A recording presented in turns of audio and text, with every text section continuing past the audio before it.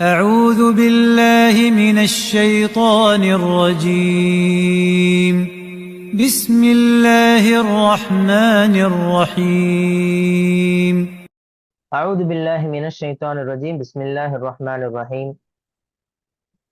ثم بعثناهم لنعلم أي الحزبين أحصى لما لبثوا أمدا. பின்னர் அவர்கள் தூங்கிய கால எல்லையை அவ்விரு பிரிவினர்களில் மிகச்சரியாக கணக்கிடுபவர்கள் யார் என்பதை நாம் வெளிப்படுத்துவதற்காக அவர்களை நாம் எழுப்பினோம். 12வது வசனத்துல நம்ம இருக்கிறோம். அல்லாஹ்வினுடைய கிருபையினால 11 வசனங்கள் முடிஞ்சிருச்சு. இப்போ இந்த 12வது வசனத்துல அல்லாஹ் அந்த குகைவாசிகளை ஏன் எழுப்புனா அப்படின்பதற்கான ஒரு நோக்கத்தை இந்த வசனத்தின் வழியாக சொல்லி காட்டுறான். போன வசனத்துக்கும் அதாவது போன ஆயத்துக்கும் இந்த ஆயத்துக்கும் உள்ள ஒரு கனெக்ஷன் என்ன அப்படின்னு சொன்னா, போன ஆயத்துல அல்லாஹ் அவங்கள உறக்கத்துல ஆழ்த்தினோம் அப்படின்னு சொல்லியிருந்தான். இந்த வசனத்துல அவங்கள ஏன் மீண்டும் எழுப்பினோம் அப்படின்பதற்கான ஒரு நோக்கத்தை, அவங்க உயிர் பெற்று எழுறாங்க இல்லையா, அதற்கான நோக்கத்தை, அதனுடைய உண்மை என்ன அப்படின்றத விளக்கக்கூடிய ஒரு வசனமாக தான் இந்த 12வது வசனம் இருக்கிறத நம்ம பார்க்க முடியும். சோ அப்போ இதுல முதல் வார்த்தை சும்ம பாஸ்னாகும். பாஸ்னாகும் அப்படின்னு சொன்னா பொதுவாவே அரபிக் லாங்குவேஜோடைய மீனிங் பொறுத்த வரைக்கும் மறுமை நாள்ல உயிர் கொடுத்து எழுப்புவாங்க இல்லையா. அல்லாஹ் மறுமை நாள்ல உயிர் கொடுத்து எழுப்புவான் கபர்ல இருக்கக்கூடிய எல்லாரையும். சோ அதற்கு உபயோகப்படுத்தக்கூடிய ஒரு வார்த்தை தான் பாஸ்னா. ஆனா இவங்க இந்த இடத்துல தூங்கி இருக்கிறாங்க. தூங்கிதான் என்ன செய்யறாங்க, 300 வருடம் கழித்து எழுறாங்க இல்லையா. அப்போ ஒரு சந்தேகம் வருதுல்ல, ஏன்னா நம்ம தூங்கி எழுந்திருக்கும் போது அல்ஹம்துலில்லாஹி அல்லதி அஹ்யானா அப்படின்னு நம்ம சொல்றோம். ஆனா இந்த இடத்துல அல்லாஹ் சொல்லக்கூடிய இது சும்மா பாஸ்னாகும், நாம் அவர்களை உயிர் கொடுத்து எழுப்பினோம் அப்படின்ற பொருள்ல சொல்றான் இல்லையா. அப்படின்னா தூக்கம் அப்படின்றது இஸ்லாமிய பார்வையில அது சிறிய மவுத்துன்னு மாதிரி நமக்கு எல்லாமே தெரியும். ஒரு எதற்கு ஈக்குவலா அல்லாஹ் சொல்றான் அப்படின்னு சொன்னா, மறுமை நாள்ல உயிர் கொடுத்து எழுப்பக்கூடிய விஷயம் என்பது உண்மைதான் அப்படின்றத இந்த வசனத்தின் மூலமாக, இந்த வார்த்தையின் மூலமாக அல்லாஹ் தெளிவுபடுத்துறதை நம்ம பார்க்க முடியும். சோ லினாலம அப்படின்னு சொன்னா நாம் அறிந்து கொள்வதற்காக. இப்போ அல்லாஹ்வுக்கு எதுவுமே தெரியாதா? அப்படி அல்ல, அல்லாஹ்விற்கு நன்றாகவே தெரியும். இது அல்லாஹ்வினுடைய அறியாமையை குறிக்கல. இந்த வசனம் லினாலம அப்படின்ற வார்த்தை அல்லாஹ்வுக்கு எதுவுமே தெரியாது அப்படின்னு சொல்லல. மாறாக இந்த இடத்துல கிராமட்டிக்கலா இல்முல் முஷாஹதா அப்படின்னு சொல்லக்கூடிய ஒரு விஷயம் இருக்கு. இல்முல் முஷாஹதா அப்படின்னு சொன்னா, இவ்வளவு நாள் மறைவாக இருந்த ஒரு உண்மை மனிதர்களுடைய கண்களுக்கு புலப்படுற மாதிரி அல்லாஹ் வெளிப்படுத்துறத குறிக்கக்கூடியதாக இருக்கு. இல்மு 2 இல்மு, ஒண்ணு இல்முல் கைபு, இன்னொன்னு இல்முல் முஷாஹதா. இல்முல் கைப் அப்படின்னு சொன்னா மறைவான விஷயம். மறைவான விஷயம் அப்படின்னா ஒரு விஷயம் நடக்கிறதுக்கு முன்னாடியே அல்லாஹ்வுக்கு அது பற்றிய ஃபுல் ஞானமும் இருக்கும். இப்ப அந்த குகைவாசிகள் உறங்குவார்கள் அப்படின்னு அல்லாஹ் சொல்லி இருக்கிறான். அவர்கள் எவ்வளவு காலம் உறங்குவார்கள் என்பது அல்லாஹ்வுக்கு முன்பே தெரிந்ததுனால அது இல்முல் கைப், அது மறைந்த விஷயம், அல்லாஹ்வுக்கு மட்டுமே தெரியும் இது. ஆனா இல்முல் முஷாஹதா அப்படின்றது அல்லாஹ்வுக்கு தெரிஞ்ச ஒரு விஷயம் இந்த உலகத்துல செயலாக நடந்து முடிஞ்சிடும். அதுக்கு பின்னாடி மனிதர்களுடைய கண்களுக்கு ஒரு சாட்சியாக, ஒரு ஐ விட்னஸாக மாறக்கூடிய ஒரு ஒரு விஷயத்தை அல்லாஹ் இல்முல் முஷாஹதாக்குள்ள அடக்குறான். அப்ப அல்லாஹ்வினுடைய அறிவில் இருந்த ஒன்று உலக நடைமுறையின்படி நிரூபிக்கப்படுறது. அதுதான் இந்த இடத்துல பொருளாக இருக்கு. ஏன் அல்லாஹ் இப்படி சொல்லணும் அப்படின்னு கேட்டா, மறுமை நாள்ல அல்லாஹ் ஒரு மனிதனுக்கு தண்டனையோ அல்லது பரிசோ கொடுக்கக்கூடிய சமயத்துல அல்லாஹ் எனக்கு முன்னாடியே இது எல்லாமே தெரியும், நீ எங்க போவ அப்படின்றது முன்னாடியே தெரியும் அப்படின்னா, பொதுவாக மனிதன் என்ன செய்வான், அந்த இடத்துல கூட நான் இன்னும் அந்த செயலை செய்யவே இல்லையே, நான் இன்னும் அந்த விஷயத்த செய்யவே இல்லையே, செய்யாத ஒரு விஷயத்துக்கு எப்படி தண்டனை தரலாம் அப்படின்ற ஒரு ஒரு வாதம் அந்த இடத்துல வைக்க கூடும். அப்படி இருக்க டைம்ல அல்லாஹ் என்ன செய்யறான், அந்த மனிதனுக்கு அவகாசம் கொடுக்குறான். அந்த செயல் நடந்து முடிகிற வரைக்கும் அவகாசம் கொடுத்துட்டு, அது முடிஞ்சதுக்கு பின்னாடி அல்லாஹ் என்ன செய்யறான்னா, இப்படி செஞ்சிருக்க, இது தவறு, இது சரி அப்படின்னு நிரூபிக்கப்பட்ட ஒரு உண்மையாக அது என்னாவது மாறுது. சோ அதனாலதான் இந்த இடத்துல என்ன செய்யுது, இல்முல் முஷாஹதா அப்படின்ற ஒரு விஷயம் இதுக்குள்ள அடங்கி இருக்கிறத நம்ம பார்க்க முடியும்.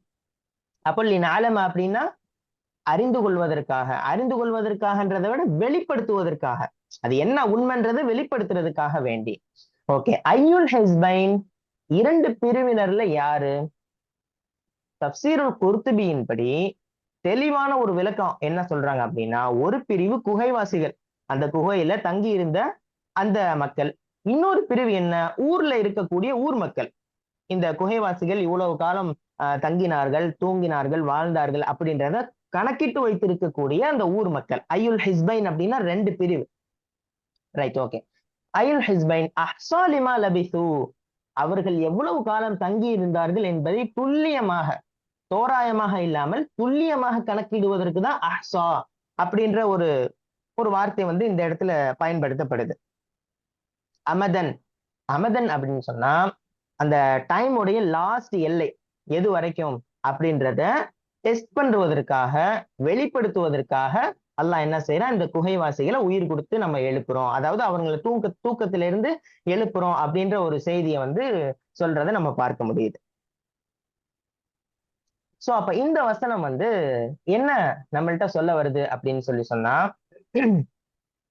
பொதுவாக தூக்கத்தின் பொழுது நமக்கு என்ன சிந்தனை வரணும் அப்படின்னு சொன்னா, தினசரி மரணத்தை ஒரு மனிதன் உணர வேண்டும். டெய்லி ஒரு மனுஷன் தூங்க போறான் அப்படின்னு சொன்னா, நான் மறுநாள் காலையில் எழுவேனா இல்லையா அப்படின்ற ஒரு டவுட்ல தான் என்ன செய்யணும், இருக்கணும் அப்படின்றத இந்த வசனம் வந்து நமக்கு சொல்லி தருது. ரைட்டா?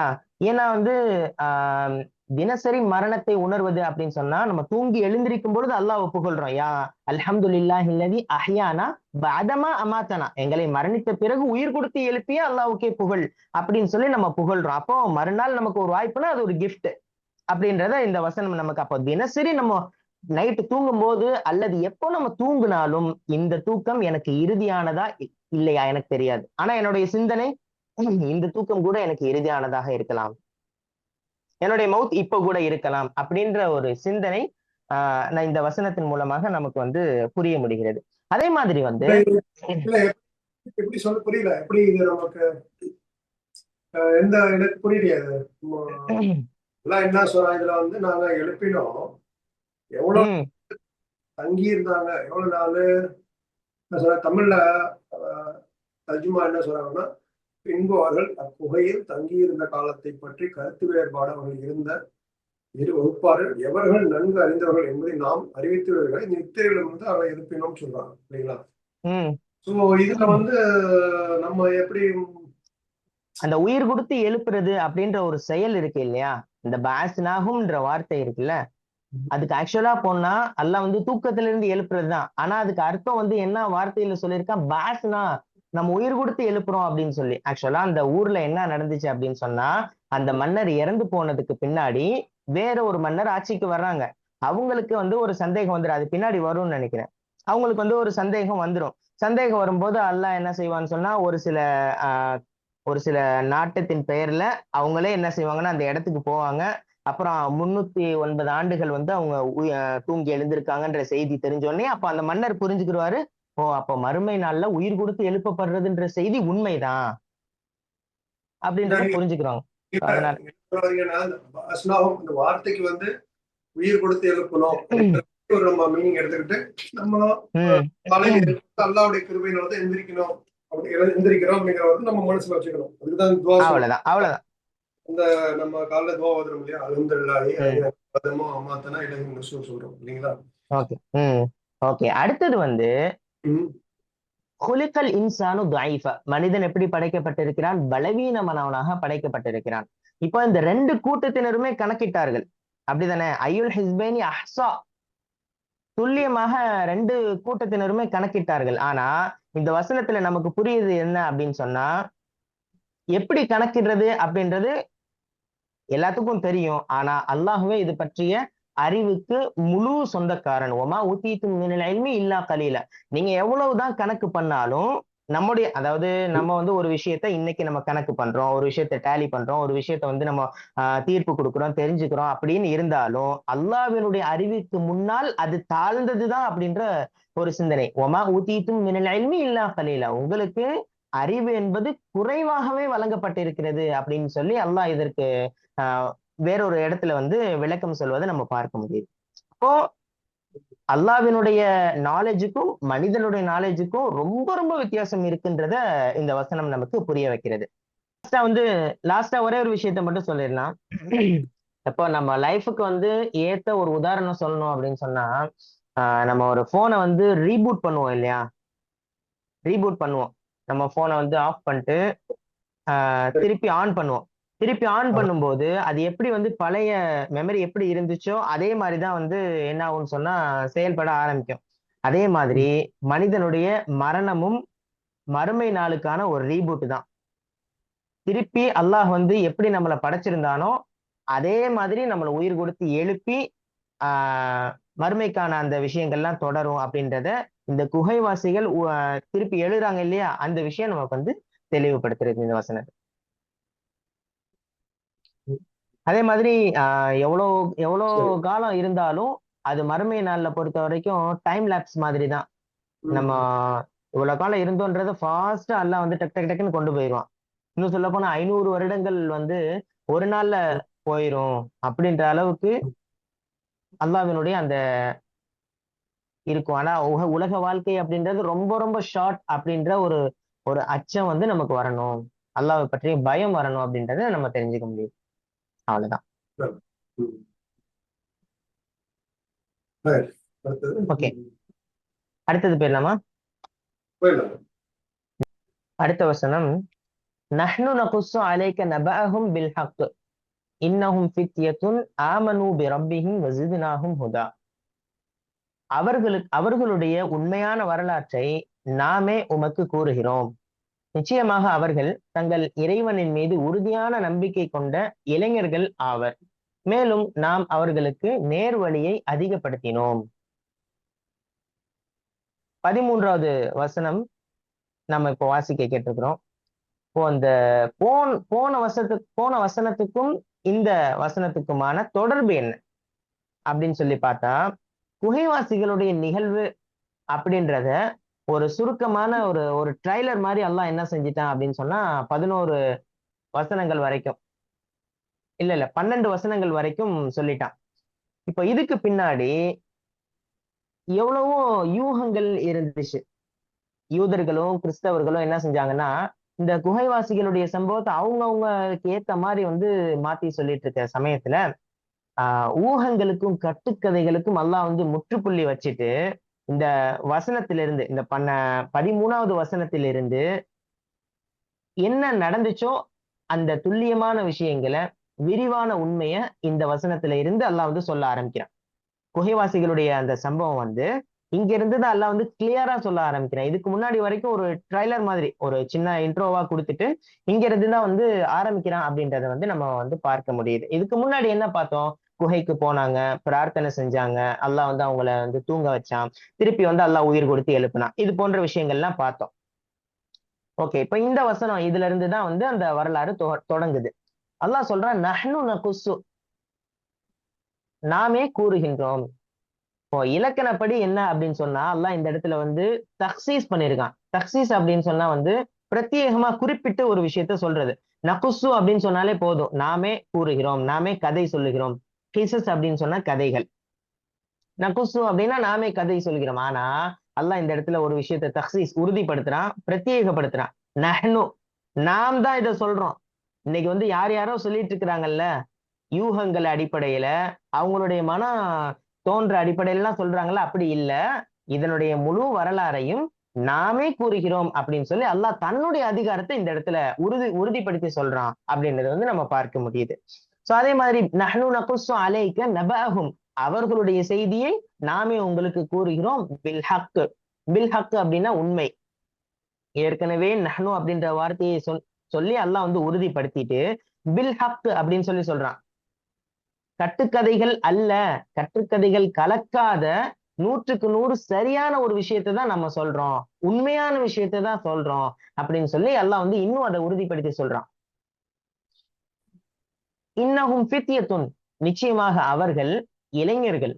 ஆமனு பிரப்பிஹிம், இப்ப இந்த இன்னஹும் ஃபித்யத்துன் அப்படின்ற வார்த்தை சில முதியவர்கள் இருப்பாங்க, வயது கடந்து போனவங்க, வயது கூடியவர்கள் இருப்பாங்க. அவங்களுடைய மனதுல வந்து எவ்வளவு விஷயங்கள் இருந்தாலும், ஆனா சத்தியத்தை வந்து இஸ்லாம் இதுதான், உண்மை இதுதான் அப்படின்னு சொல்லிட்டு எளிதில் ஏற்கக்கூடிய மென்மையான உள்ளம் படைத்தவர்கள் இளைஞர்கள். அவங்களுடைய உள்ளத்துல எதை நீங்க கொண்டு போய் சேர்க்கிறீங்களோ அது அப்படியே டக்குன்னு பதிஞ்சிரும்.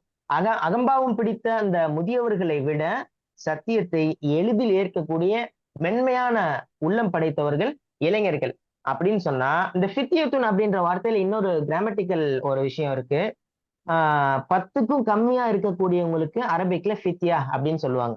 இது யார் சொல்றா அப்படின்னு சொன்னா, தப்சீர் இப்னு கசீர்லயும் இமாம் சாதியோடைய அந்த தப்சீர்லயும் வந்து நம்ம பார்க்க முடியுது. சோ அந்த ஃபுத்துவா, அந்த இளமை அப்படின்னு சொல்லி சொன்னா இருந்த வீரத்தை குறிக்கும் அப்படின்னு சொல்லி இமாம் குர்துபி சொல்லக்கூடிய விஷயத்தை வந்து நம்ம பார்க்க முடியுது. சரி, அடுத்தது ஆமனு பி ரப்பிஹிம் அப்படின்னு சொன்னா அவர்களுடைய இறைவனை நம்பிக்கை கொண்டார்கள் அப்படின்னு சொல்லி. இப்போ இந்த இடத்துல பாருங்களேன், நஹ்னு நகுஸ்ஸு அப்படின்னு சொல்லி அல்லாஹ் சொல்றான், நாமே கூறுகிறோம் அப்படின்னு சொல்லிட்டு அவர்களின் இறைவன் அப்படின்னு சொல்லி அல்லாஹ் வந்து கொஞ்ச நேரத்துல அப்படியே அவர்களின் இறைவன் சொல்லி சொல்றானே, என்ன அர்த்தம் அப்படின்னு சொல்லி பார்த்தா, அல்லாஹ் வந்து இந்த இடத்துல இலக்கண மாற்றம் செஞ்சு சொல்லி காமிச்சிட்டு அவர்களை படைத்து பரிபாலிக்கக்கூடிய அல்லாஹுடனான நேரடி தொடர்பு, ஆமனு பி ரப்பிஹிம் இருக்கு இல்லையா, நேரடி தொடர்பு வந்து அல்லாஹ் என்ன செய்யறான்னா சிறப்பிச்சு சொல்றான் இந்த இடத்துல. ஓகே, ஆமனு பி ரப்பிஹிம் வஸித்னாஹும் ஹுதா. வஸித்னாஹும் ஹுதானா அவர்களுக்கு நாம் நேர் வழியை அதிகப்படுத்தினோம். பொதுவாக ஈமான் அப்படின்றது வந்து ஒரே நிலையில இருக்கிறது இல்லை, கூடும் குறையிற தன்மை தான் வந்து இந்த ஈமானுக்கு இருக்கு. அதற்கு மிக சிறந்த ஒரு ஆதாரம் தான் இந்த இது வஸித்னாஹும் ஹுதா அப்படின்னா, அல்லாஹ் அவர்களுடைய ஈமானை இன்னும் கொஞ்சம் அதிகப்படுத்தி இருக்கான். அப்படின்னா கொஞ்சம் குறைவாக இருந்ததுல இருந்து அதிகப்படுத்தி இருக்கான்னு அர்த்தம் இல்லையா. இப்படின்னு சொல்லி இமாம் இப்னு கசீர்ல தப்சீர் இப்னு கசீர்லையும் தப்சீர் தபரிலையும் நம்ம பார்க்க முடியுது. அல்லாஹ்வே மிக அறிந்தவன். ரைட். இப்போ இந்த வசனத்துல இருந்து நமக்கு என்ன கிடைக்க வருது அப்படின்னு சொல்லி பார்த்தா, நம்ம எங்கேயுமே சரி நம்மளுடைய வாழ்க்கையில முதல் அடி நம்ம எடுத்து வச்சோம்னு சொன்னா அல்லாஹ்வினுடைய உதவி கண்டிப்பா நம்மளை தேடி வரும். அதற்கான ஆக்ஷன்ல இறங்கும் போது அல்லாஹ்வினுடைய உதவி நிச்சயமாக வரும் அப்படின்றத நம்ம வந்து பார்க்க முடியுது. எப்படி நம்ம இதை சொல்றோம் அப்படின்னு சொன்னா, இளைஞர்கள் ஃபர்ஸ்ட் என்ன செஞ்சிருக்காங்க, ஈமான் கொண்டுட்டாங்க. ஈமான் கொண்டு அந்த வேலைகள்ல அதிகமாக ஈடுபட அல்லாஹ் என்ன செய்யறான், ஜித்னாஹும் ஹுதா, அவர்களுக்கு அந்த வழிகாட்டுதலை, ஹுதானா நேர்வழி, அந்த நேர்வழி அல்லாஹ் என்ன செய்யறான், அதிகப்படுத்தி கொடுக்குறான். அப்போ நமக்கு இதுல இருந்து என்ன தெரிய வருது அப்படின்னு சொன்னா, வெறுமனே துவா மட்டும் போதாது, களம் இறங்கி. ஏன்னா அல்லாஹ் வந்து நமக்கு முஸ்லிம் அப்படின்ற ஒரு இடத்துல அல்லாஹ் நமக்கு வந்து சிறப்பிச்சு வச்சிருக்கான். முஸ்லிமாக முஃமினாக நம்மளை வந்து வாழ வச்சிருக்கான். சோ அப்படி இருக்கும்போது நம்ம அடுத்த கட்டம் நகரும் பொழுது அல்லாஹ் என்ன செய்வான்னா அவனுடைய உதவி தாராளமாக கிடைக்கும். ரசூல்லா வந்து சொல்லுவாங்க இல்லையா, அல்லாஹ் சொல்வதாக சொல்லுவாங்க ஹதீஸ் குதுசியில, என்ன சொல்லுவாங்க, அடியான் வந்து என்னை நோக்கி ஒரு ஜான் நெருங்கினால் நான் அவனை நோக்கி ஒரு முழம் நெருங்கி வருவேன் அப்படின்றத வந்து நம்ம தெரிஞ்சு கொள்ள முடியும். இப்போ நம்மளுடைய லைஃப்ல எந்த ஒரு விஷயத்தையும் அதற்கான முயற்சிகளை நம்ம எடுத்து வைக்கும் போது அல்லாஹ்வினுடைய உதவி நிச்சயம் நமக்கு கிடைக்கும். அடுத்தது ரொம்ப முக்கியமான விஷயம், ஆமனு பி ரப்பிஹிம் அப்படின்னு சொல்லி இந்த வசனத்துல நம்ம பார்த்தோம். தங்களுடைய இறைவன் மீது அப்படின்னு சொல்லி ஆமனு பி ரப்பிஹிம் பார்த்தோமா, அந்த வார்த்தை என்ன சொல்லுது அப்படின்னு சொன்னா, அல்லாஹ்வை நம்ம சந்திப்பதற்கு, அல்லாஹ்வை தொடர்பு கொள்வதற்கு நடுவுல யாருமே தேவையில்லை. Direct connection with creator. Allah என்ன படைச்சிருக்கு, அவன்கிட்ட நான் கேட்கிறேன். நடுவுல வந்து யாரும் எனக்காக வக்கீலாக எனக்கு வந்து வாதாடுவதற்கு யாரும் தேவையில்லை அப்படின்றத வந்து நமக்கு தெரிய வருது இல்லையா. அல்லாஹ்வை நம்ம நெருங்குறோம், அல்லாஹ் கிட்ட தொடர்பு நம்ம கொள்றோம் அப்படின்னு சொன்னா இன்னொருத்தவங்க மூலியமா தான் அல்லாஹ்வை தொடர்பு கொள்ளணும்ன்றது எப்பயுமே கிடையாது. அந்த இளைஞர்கள் என்ன செஞ்சாங்க, ஆமனு பி ரப்பிஹிம், அவர்களுடைய இறைவனை ஈமான் கொண்டார்கள், அதன்படி நடந்தார்கள். வஸித்னாஹும் ஹுதா, நேர் வழியை நாம் அதிகப்படுத்தினோம். அப்போ அல்லாஹ்வினுடைய கனெக்ஷன் நமக்கு இருக்கும்போது அது நேரடியா தான் இருக்கணும். எந்த நிலையிலையும் சைட்ல வந்து எந்த இதுவும் கிடையாது அப்படின்றத நம்ம புரிஞ்சு கொள்ள முடியும்.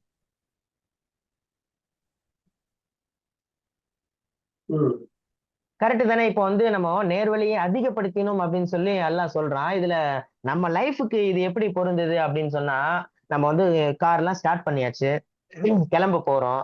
நம்ம ஜிபிஎஸ் வந்து ஆன் பண்ணிட்டு அப்படியே நின்னோம்னா அது நவராது. நம்ம அதை வந்து என்ன செய்யறோம்னா நம்ம நவுந்து போனாதான் அது அடுத்தடுத்து பாதையை காட்டும், பல வகையில வழி காட்டும் இல்லையா? சோ அதே மாதிரி நம்ம ஒரு உதாரணத்துக்கு தான் சொல்றோம். நம்ம முயற்சி எடுத்து வைக்கும் பொழுது அல்லாஹ்வினுடைய உதவி நிச்சயம் கிடைக்கும் அப்படின்றத இதுல வந்து நம்ம புரிஞ்சு கொள்ள முடியுது. அப்படிதானே? பில் ஹக்குன்னா வந்து 2 3 மீனிங் இருக்குங்க. உண்மைன்னு ஒரு அர்த்தம் இருக்கு, உண்மைன்னு அர்த்தம் இருக்கு, ஒரு கடமைன்னு இருக்கு. இது இந்த ஹக்க செய்யுங்க அப்படின்னு சொல்லுவோம் இல்லையா? என்ன சோ அவனுக்குள்ள ஹக்க கொடுக்கணும் அப்படின்னு சொல்லுவோம் இல்லையா? சோ இத படிச்சுட்டு இந்த ஹக்கா அதுக்கு நீங்க என்ன செய்ய போறீங்க அப்படிங்கிற அர்த்தமும் இருக்கு. இந்த ஹக்கா கேட்டுட்டு நீங்க சும்மா இருக்கக்கூடாது. என்ன சோ இதுக்கு இந்த ஆயத்துக்குள்ள ஹக்கை நீங்க நிறைவேற்றணும். என்ன அந்த இளைஞர்கள் வந்து எப்படி அந்த அரசனுக்கு மாறு செய்வதற்கு பயந்துட்டு, அரசன் சொல்றத கேட்டு அல்லாஹ்க்கு மாறு செய்ய பயந்துட்டு எப்படி குகைக்குள்ள போனாங்களோ அந்த மாதிரி நீங்கள் வந்து உங்களை நீங்களே தடை போட்டுக்கணும், கண் பார்வையை வந்து தாழ்த்திக்கணும், என்ன ஹராம் ஹலால பேணணும். என்ன சோ எல்லாம் செய்யறாங்கன்னு நீங்களும் செய்யக்கூடாது. ஊர் ஃபுல்லா கடன் வாங்குறான், வட்டி வாங்குறான், நீங்களும் வட்டி வாங்கக்கூடாது. ஊர் ஃபுல்லா பொய் பேசுறாங்க, நீங்களும் பொய் பேசக்கூடாது. என்ன உங்களுக்குள்ளே நீங்க ஒரு தடையை போட்டுக்கிட்டா உங்களுக்கு வந்து நேர் வழியை நான் ஏற்றி கொடுப்பேன் அப்படிங்கிறாங்க. என்ன சோ இந்த ஆயத்தை கேட்கறவங்க அந்த ஹக்கு இருக்கு. கேட்டுட்டு நம்ம இந்த ஹக்கு அப்படின்றதுக்கு வந்து இந்த பொருள் வருமான்னு இல்ல, வரும். எனக்கு மனசுல சொல்றது வரும்னு தோணுது. நம்ம இந்த ஆயத்தை கேட்டு நம்ம கதை கேட்கற மாதிரி போயிடக்கூடாதுல்ல. அந்த மாதிரி நம்மளும் செய்யணும். குறிப்பா வாலிபர்கள் சொல்றோம், எல்லாத்துக்குமே பொறுப்படையா உள்ளது. இந்த வாலிபர்களே அப்படி செஞ்சாங்க, இந்த வாலிபர்களே அப்படி செஞ்சிருக்காங்கன்னா பெருசுங்கெல்லாம் என்ன செய்யணும்? என்ன அப்படி சொல்றேன். வாலிபர்களே இந்த அளவுக்கு பயந்து இருக்கிறாங்கன்னா அவங்க வந்து என்ன அவங்களுக்கு வந்து ஒரு மரணத்தை பத்திய பயமும் அதுவும் இருக்காது. நாங்கெல்லாம் இப்ப என்னோட ஏஜ்ல பார்த்தா அந்த சீனியர் தாண்டிடுச்சு. 9 வயசு தாண்டிட்டோம்னா உண்மை எப்படி இருக்கணும்? இந்த ஆயத்தோட ஹக்கு அதை நாங்க வந்து ஹலால செய்யணும், அல்லாஹ் வந்து கரெக்டா ஆபிதா இருக்கணும். என்ன அப்படிங்கிறது அதாவது ஒவ்வொரு நமக்கு இந்த ஆயத்தோட நம்ம நிறைவேற்றணும்,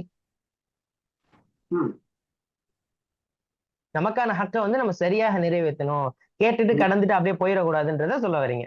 எல்லா விஷயங்கள்லயுமே அந்த ஹக்கு அப்படின்றதுல உண்மையா நம்ம இருக்கணும் அப்படின்றது தெரிய வருது. ஹக்குக்கு வந்து இந்த இது இருக்கு, 4 5 அர்த்தம் இருக்கு. என்ன நீங்க போய் டிக்ஷனரியில பாருங்க. ஹக் அப்படின்னா உண்மை. 2வது ஹக்கை வந்து நிறைவேற்றணும்னு ஒரு 2 3 அர்த்தங்கள் இருக்கு. நான் இங்க படிச்சிருக்கிறேன்.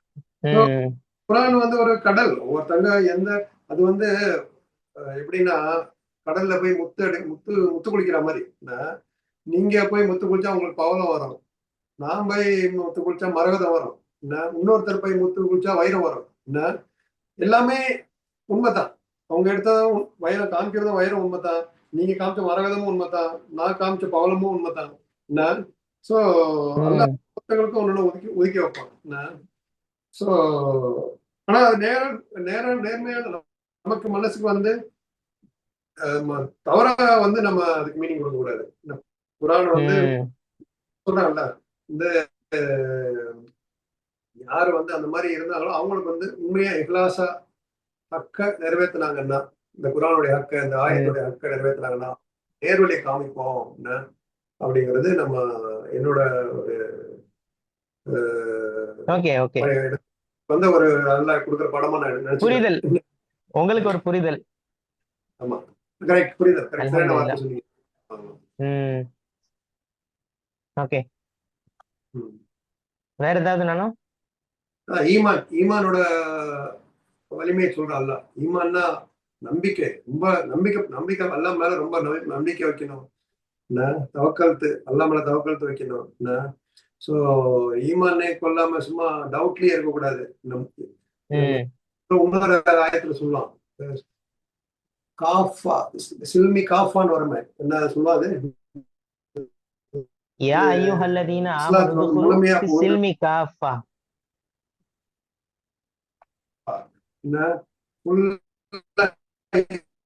ஈமான் கொள்ளுங்க, மத்த தெய்வங்களை வந்து ஈமான் கொள்ளாதீங்க, மனைவி மக்களை ஈமான் கொள்ளாதீங்க, ரொம்ப மட்டும் ஈமான் கொள்ளுங்க. அவன் தான் நமக்கு வந்து நம்மளுடைய விமோச்சனம் சொல்லுவாங்கல்ல தமிழ்ல, ஏதோ ஒரு அவன் தான் தீர்வு. நம்மளை வந்து கைவிட மாட்டான். எல்லாருமே கைவிட்டுருவோம். காசு பணம் போயிடும், உறவுகள் போயிடும், ஆரோக்கியம் போயிடும். உம் ஆனா ஒருத்தர் வந்து நம்மளை வந்து எப்போதுமே கைவிட மாட்டான். ஆமனும் அது சொல்லுங்க. அப்படி அந்த அந்த ஸ்ட்ராங்கான ஈமான் நிறைஞ்சுதான் வந்து நேர்வழியை அதிகப்படுத்துவோம். நமக்கும் இன்ஷா அல்லாஹ் அதிகப்படுத்துவான். அதிகப்படுத்தட்டும் நம்ம துவா செய்வோம் அந்த நேரத்துல. ஓகே, அடுத்தது. இன்ஷா அல்லாஹ் போலாம் அடுத்தது. ஓகே. وربطنا على قلوبهم إذ قاموا فقالوا ربنا رب السماوات والأرض لن ندعو من دونه إلها لقد قلنا إذا شططا. மேலும் அவர்கள் மன்னன் முன்னிலையில் எழுந்து நின்று, எங்கள் இறைவன் வானங்கள் மற்றும் பூமியின் இறைவனே ஆவான், அவனை அன்றி வேறு எந்த தெய்வத்தையும் நாங்கள் ஒருபோதும் அழைக்க மாட்டோம், அப்படி அழைத்தால் நிச்சயமாக நாங்கள் அப்போதே வரம்பு மீறிய பொய்யை கூறியவர்களாவோம் என்று கூறிய போது அவர்களுடைய இதயங்களை நாம் பலப்படுத்தினோம், உறுதியாக்கினோம். வசனம் 14. இப்போ போன வசனத்துல வந்து அந்த இளைஞர்களுடைய நம்பிக்கை எப்படி இருந்தது, அந்த நம்பிக்கையின் காரணமாக அவர்களுக்கு வந்து ஹிதாயத்தை அல்லாஹ் வந்து அதிகப்படுத்தி கொடுத்தான் அப்படின்னு சொல்லி நம்ம பார்த்தோம். ஸோ அப்ப இந்த வசனம் என்ன சொல்லுது அப்படின்னு சொன்னா, அந்த நேர்வழியின் அந்த ஹிதாயத் கிடைச்சிருக்கு, அதிகமாக ஆக்கினோம் அப்படின்னு சொல்லி அல்லாஹ் சொன்னதன் வெளிப்பாடாக கொடுங்கோல் மன்னனுக்கு முன்னாடி அவர்கள் வந்து ஒரு அசாத்தியமான தைரியத்தை அல்லாஹ் வந்து அவங்களுக்கு கொடுத்திருந்தான். அந்த உளவியல் பலத்தை இந்த வசனம் வந்து விவரிக்கக்கூடியதாக இருக்கு. ரபத்னா அலா குலூபிஹிம் அப்படின்னு சொன்னா அவர்களுடைய இதயங்களை நாம் முடிச்சிட்டோம், பலப்படுத்தினோம் அப்படின்னு சொல்லி அல்லாஹ் வந்து சொல்றான். ரபத் அப்படின்னு சொன்னாலே வந்து கட்டுறது, முடிச்சு போடுறது, இது எல்லாமே வரும். இப்போ மனிதன் வந்து அவனுடைய வாழ்க்கையில பயப்படக்கூடிய சமயத்துல, நடுங்கக்கூடிய சமயத்துல வந்து இதயம் என்ன ஆகும்னு சொன்னா ஒரு மாதிரி படபடத்து ஒரு மாதிரி ஆயிரும், படபடன்னு வந்துடும். அப்படி இருக்கும் பொழுது அல்லாஹ் வந்து சிதறாமல் இருப்பதற்காக கயிற்றால எப்படி வந்து ஒரு இதை வந்து கட்டுவாங்களோ அதே மாதிரி அந்த இளைஞர்களுக்கு அல்லாஹ் வந்து ஒரு தைரியத்தையும் சகிப்புத்தன்மையும் வந்து கட்டி கொடுத்தான் அப்படின்னா வழங்கினான் அப்படின்றத வந்து இமாம் குர்துபி, இமாம் பகவி அவர்களுடைய தப்சீரின் வழியாக நம்ம வந்து பார்க்க முடிகிறது. அப்போ ரபத் அப்படின்னு சொன்னா கட்டுறது, முடிச்சு போடுறது அப்படின்ற பொருட்களுக்கு வரும். இது காமு அப்படின்னு சொன்னா அவர்கள் எழுந்து நின்ற பொழுது. எழுந்து நின்ற போதுனா இந்த இடத்துல வந்து அவர்களுடைய கொள்கையை நிலைநாட்டுவதற்காக முழு மூச்சோடு அவர்கள் வந்து களம் இறங்கினார்கள் அப்படின்ற விஷயத்த வந்து அல்லாஹ் வந்து இது காமு அப்படின்னு சொல்லி காமிக்கிறான். எழுச்சி நின்னாங்க அப்படின்னு சொன்னா மன்னருக்கு முன்னாடி வந்து கொஞ்சம் எழுந்து நிற்கிறது அப்படின்ற பொருள்ல இல்ல, அவர்களுடைய அந்த கொள்கையை நிலைநாட்டுவதற்காக முழு மூச்சோடு அவங்க வந்து களம் இறங்கினாங்க அப்படின்றத குறிக்கக்கூடிய ஒரு வார்த்தை. ரப்புனா ரப்பு சமாவாத்தி வல் அருள், எங்கள் இறைவன் வானங்கள் மற்றும் பூமியின் இறைவன். இப்போ அந்த சுத்தி இருக்கிற முழு சமூகமும் வந்து சிலைகளை வணங்கக்கூடிய சமூகமாக இருக்கு. சிலைகளை வணங்குபவர்களுக்கு மத்தியில வானம் பூமியை படைச்சு நிர்வகிக்கக்கூடிய அல்லாஹுவை அவர்கள் என்ன செய்தார்கள், இந்த இடத்துல அறிமுகப்படுத்தினார்கள். அல்லாஹ்வினுடைய அந்த படைத்து பரிபாலிக்கக்கூடிய அந்த தன்மையை இந்த இடத்துல அவர்கள் வெளிப்படுத்தினார்கள், அல்லாஹ்வை அறிமுகப்படுத்தினார்கள். ஏன்னா ரொம்ப கிரிட்டிக்கலான இடம் இது, சொல்லிட்டா பெரிய பிரச்சனை ஆகக்கூடிய இடம். அந்த இடத்திலும் அவர்கள் தைரியமாக நின்று சொன்னார்கள் அந்த இளைஞர்கள். லன் நதுஉ மின் தூனிஹி இலாஹன், ஒருபோதும் நாங்கள் இறைவனை அன்றி வேறு யாரையும் அழைக்க மாட்டோம். லன் நதுஉ அப்படின்னு சொன்னா நாங்கள் ஒருபோதும் அழைக்க மாட்டோம் அப்படின்னு சொல்லி. இப்போ அந்த லன் நதுஉ அப்படின்றது வந்து பொதுவாக அரபிக்ல வந்து லன் வந்துருச்சுன்னு சொன்னாலே நிச்சயமாக முடியாது அப்படின்றத சொல்றதுக்கு தான் அந்த லன். இது வந்து எப்போ வரும் அப்படின்னு சொன்னா வருங்காலத்தை சொல்லக்கூடிய அந்த வினை சொல்லுல லன் வந்திருக்கு அப்படின்னும் போது இன்னைக்கு மட்டும் இல்ல, எப்பயுமே நாங்க அல்லாஹ்வை தவிர வேறு யாரையும் அழைக்க மாட்டோம் அப்படின்னு சொல்லி ரொம்ப ஆணித்தரமாக அவர்களுடைய கொள்கை உறுதிய சொல்றாங்க. இப்ப இந்த இடத்துல பாருங்க, நாங்க வழிபாடு செய்ய மாட்டோம்னு சொல்லல, வழிபாடு செய்ய மாட்டோம், நாம வந்து அல்லாஹ்வை அன்றி வேறு யாரையும் வணங்க மாட்டோம் அப்படின்னு சொல்லாம அல்லாஹ்வை அன்றி வேற யாரையும் அழைக்க மாட்டோம் அப்படின்னு சொல்லி துவா அப்படின்றது வந்து எல்லாத்திலையும் கேட்க முடியும், அப்படிதானே? துவா வந்து அழைக்கிறது அப்படின்னு சொன்னா இவர்களையும் அழைக்கலாம், அவங்களையும் அழைக்கலாம். ஆனா அவங்க அந்த கிரிட்டிக்கலான சமயத்துல கூட அல்லாஹ்வை தவிர வேற யாரையுமே, இன்னும் சொல்ல போனா வேற எவனையுமே நாங்கள் அழைக்க மாட்டோம்ன்றத உறுதியாக சொன்னாங்க. லன் நதுவ அப்படின்னா துவா அப்படின்ற வார்த்தையினுடைய பதத்துல இருந்து வரக்கூடிய ஒரு இதா இருக்கு.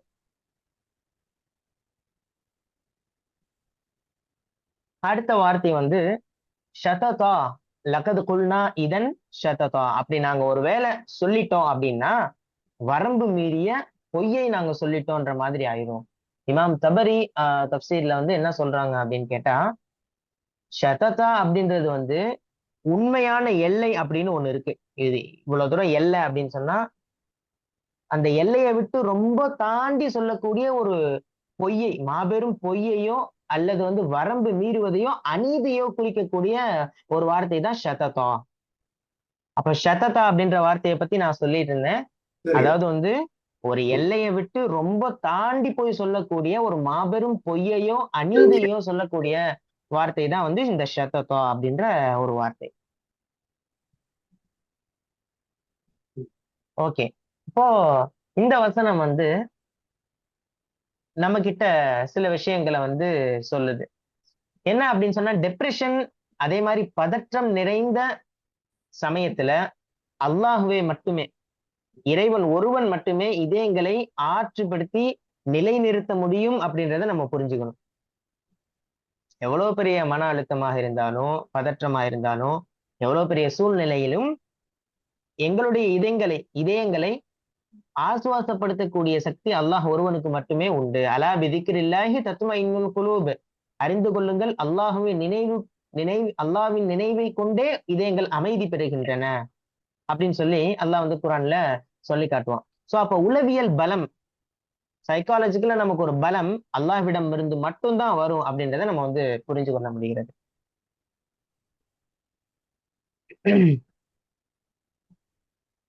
அடுத்தது வந்து தப்சீர் இப்னு கசீர்ல வந்திருக்க மாதிரி அந்த இளைஞர்கள் வந்து யாருமே ஒருவரை ஒருவர் முன்பு தெரியாதவங்க. ஆனா அவங்கள எல்லாத்தையும் ஒன்றிணைச்சது அப்படின்னு சொன்னா அந்த ஏகத்துவம் மட்டும், தௌஹீத் மட்டும்தான். ஏகத்துவ கொள்கை மட்டும்தான் அவங்களை எல்லாரையுமே ஒண்ணாக்கி, அதான் த பாண்ட் ஆஃப் அகீதா அப்படின்னு சொல்லுவாங்க. அகீதாவினுடைய அந்த ஒன்றிணைப்பு. இப்ப இன மொழி வேறுபாடுகளை எல்லாம் தாண்டி கொள்கை ரீதியாக முஸ்லிம்கள் நம்ம சேர்ந்து இருக்கணும்ன்றத இந்த வசனம் நமக்கு சொல்லித் தருது.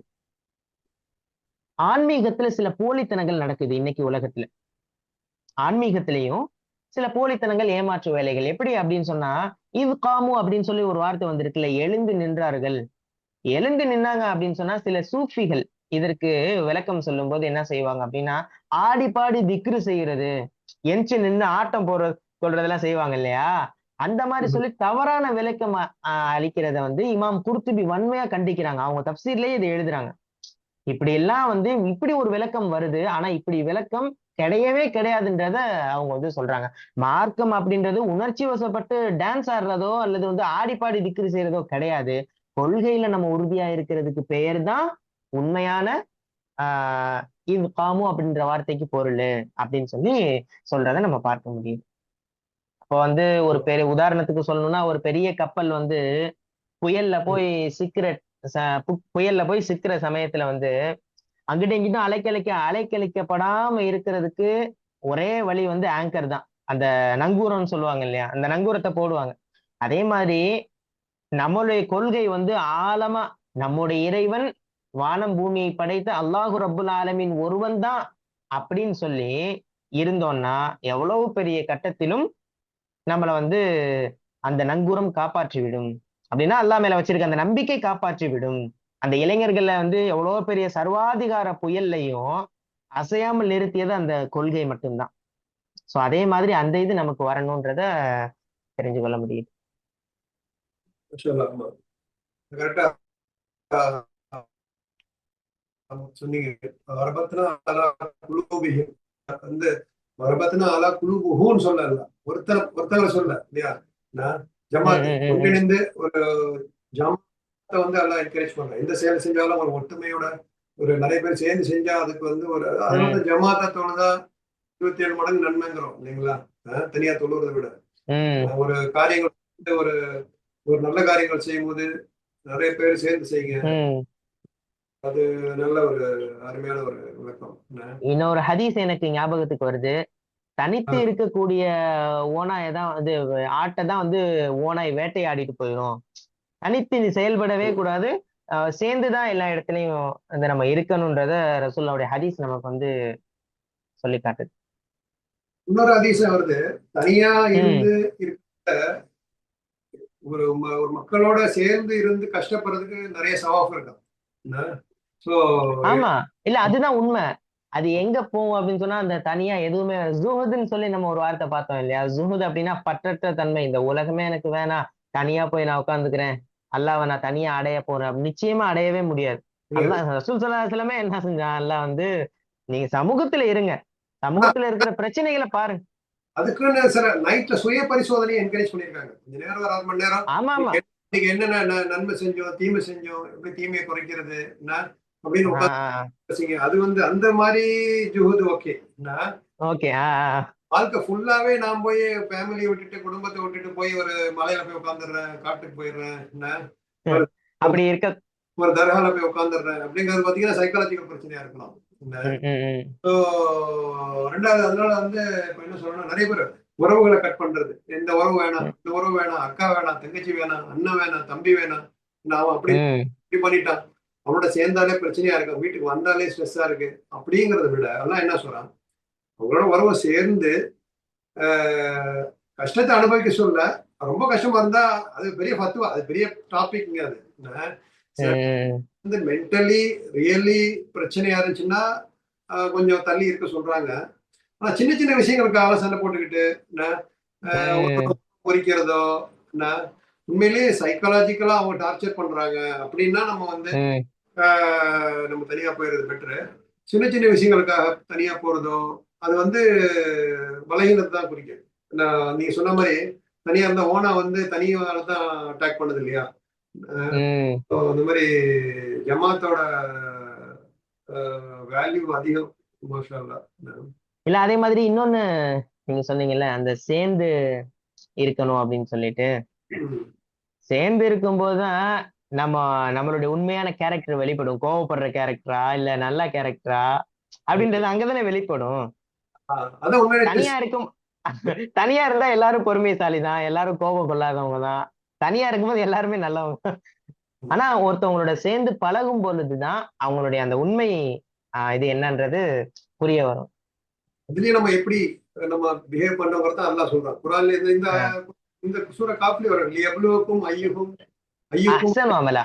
நான் யார் உங்களை வந்து டெஸ்ட் பண்றதுக்காக, யார் உங்களை வந்து நற்காரியங்கள் செய்வாது பக்கத்துக்கு உங்களுக்கு டெஸ்ட் பண்ணிக்கிறோம். அந்த மாதிரி கஷ்டமான நேரத்திலையும் யார் நல்லபடியா நடந்துக்கிறீங்க அப்படிங்கறது வந்து அல்லாஹ் பாக்குறான். அதுக்கு வந்து சவாப் எழுதுறான் அப்படிங்கிறது நமக்கு தெரியும்.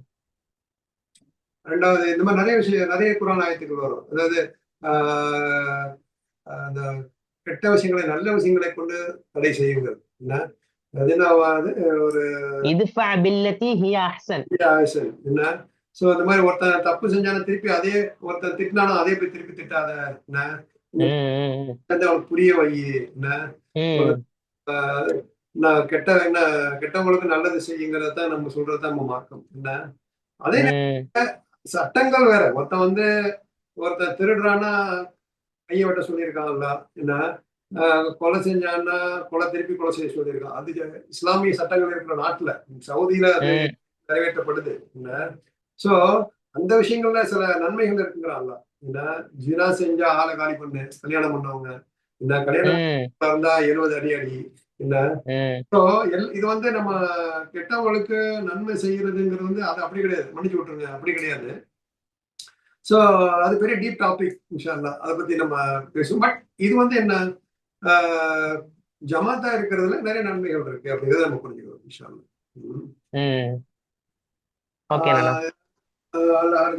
இப்படி சொல்லியிருந்தா நாங்க வந்து வேற கடவுளை அழைச்சிருந்தா நாங்க வந்து பெரிய எல்லை மீறிய போய் அப்படிங்கிறாங்க. எல்லை மீறிய போய் எல்லை மீறுறது அப்படின்னா, அதான் நான் வந்து சொல்லியிருந்தேன்ல, எல்லை மீறுறது அப்படின்னா இப்போ வந்து ஏகத்துவம் அப்படின்ற கொள்கை ஒண்ணு இருக்கு. ஷிர்க் அப்படின்றது வந்து ம். ஆஹ் அந்த அல்லாவை வணங்குவது தாண்டி அடுத்தடுத்து அடுத்தடுத்து போறது இல்லையா? அல்லாவை வந்து எல்லாரையுமே அவனுடைய இடத்துல கொண்டு போய் வைக்கிறது. ம். அந்த எல்லை எல்லை வண- எல்லை எல்லை மீறினா என்னன்னு தெரியும், என்ன ஆகும்னு தெரியும், என்ன நினைக்கிறீங்க? ஆஹ் எல்லை மீறினா உன் பிரச்சனை ஆகும் தான். ஆனா எல்லை வந்துட்டு இந்த எல்லை மீறுறது அப்படின்றது ஏகத்துவத்தை தாண்டி நீங்க போனீங்கனாலே அது எல்லை மீறுறது தான். எல்லை மீறினா அதோட விளைவுகள். ஆபத்துக்களை நம்ம சந்திக்க வேண்டியதுதான். அவங்க உம் உம் நிக்கணும் நம்ம என்ன. So, அல்லாஹ் ஆமா. அல்லாஹ் வகுத்த எல்லையில நம்ம நிக்கணும்.